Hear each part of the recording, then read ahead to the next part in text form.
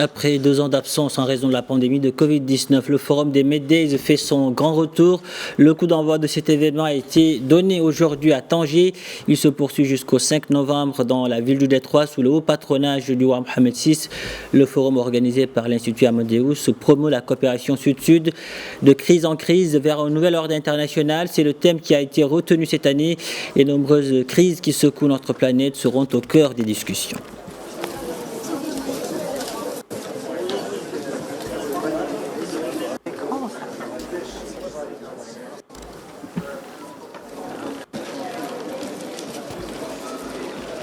De valeur industrielle dynamique.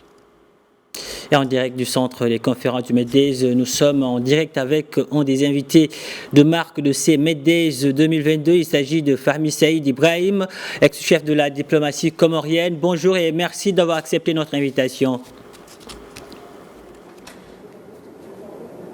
C'est moi, je vous remercie. Alors, vous avez fait le déplacement spécialement pour cet événement. Que représente justement cet événement pour vous en tant que citoyen de ce continent et en tant qu'homme politique? Écoutez, d'abord, je suis toujours heureux d'être au Maroc et je participe de temps en temps à ce forum.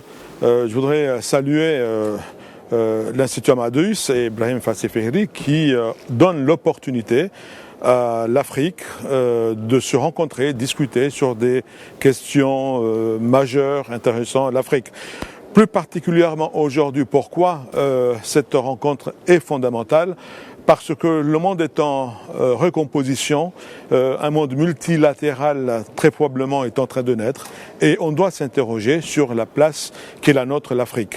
Et des questions ont été abordées, nous avons avancé des pistes et sincèrement je pense que il y a des choses à faire dans ce sens et surtout les questions dans lesquelles nous sommes confrontés sur la sécurité qui a été posée, mais surtout la sécurité alimentaire aussi, et voilà, des questions qui ont été abordées. Nous aurons l'occasion d'y revenir.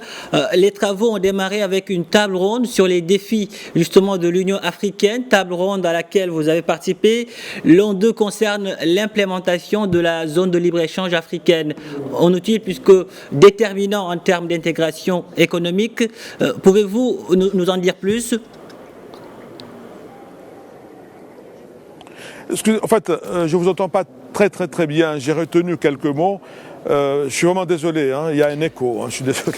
Je disais que les travaux ont démarré avec une table ronde sur les défis de l'Union africaine, table ronde justement à laquelle voilà, vous avez participé. Et les défis, ils sont plus ou moins connus, qu'il s'agisse de sécurité dans les zones de conflit, de sécurité alimentaire après des sécheresses historiques ou encore de relance économique. À votre avis, quel est aujourd'hui le niveau d'urgence sur ces différentes questions? Écoutez, le problème chez nous, vous savez, l'Afrique, effectivement, l'Union africaine est restée un peu politique ou un peu trop politique. Elle doit aujourd'hui penser, impulser une dynamique nouveau. À titre d'exemple, j'ai montré que la Chine aujourd'hui, un seul pays, produit 20% du PIB, 18% du PIB mondial avec une population de 20%. L'Afrique, nous sommes 18% dans la population mondiale et notre PIB est de 3%. Il y a un sérieux problème qui se pose. Il faut aller plutôt dans un autre paradigme et penser autrement. Comment faire pour faire face aux enjeux économiques d'aujourd'hui, sécuritaires? Il faut enrichir l'Afrique. Des pistes nous avons lancées. J'ai parlé de la communauté aujourd'hui du blé et des produits pétroliers. Pourquoi ne pas mutualiser ensemble? Certains ont été scandalisés, à commencer par moi, quand j'ai vu que parce qu'il y a une guerre en Ukraine, il y a des Africains qui ont faim. On a vu ce qui s'est passé. Il y a eu presque des révolutions en Afrique parce que la population a faim. Est-ce normal réellement qu'une telle situation se produise? Non, certainement que non. Et l'Afrique doit saisir cette opportunité aujourd'hui à travers ce qui se passe dans le monde pour réfléchir, penser beaucoup plus économie et faire en sorte qu'il y ait aujourd'hui une coopération beaucoup plus importante entre le Sud et le Sud, comme l'a d'ailleurs dit Sa Majesté Mohamed VI, qui a lancé cette coopération Sud-Sud, parce que nous avons beaucoup à apprendre entre nous et à mutualiser nos efforts pour tenter d'enrichir le continent africain. Parce que dans la misère africaine collective sur le plan économique, nous n'aurons pas les moyens de faire face aux enjeux du moment. Et ces enjeux, qui coûtent très cher, notamment sur la sécurité, sur l'alimentation, vont être possibles de faire face quand nous aurons mutualisé ensemble cette économie africaine qui, aujourd'hui, je rappelle, est une économie importante, mais elle ne transforme rien. Nous n'avons pas d'industrie manufacturière. En Afrique, il y a très peu de capacités industrielles. Il faut industrialiser impérativement l'Afrique. Le Maroc peut aujourd'hui être un exemple pour l'Afrique. Le Maroc recèle ses compétences depuis une quarantaine d'années.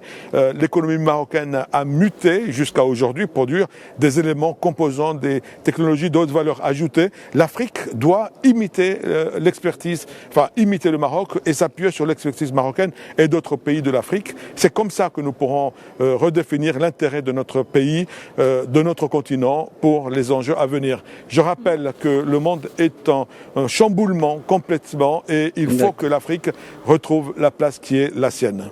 En d'autres termes, l'Afrique doit faire confiance à l'Afrique. Fahmi Saïd Ibrahim, merci d'avoir répondu à nos questions. Je rappelle à nos téléspectateurs que vous êtes ancien chef de la diplomatie comorienne. Merci. Merci à vous. Merci.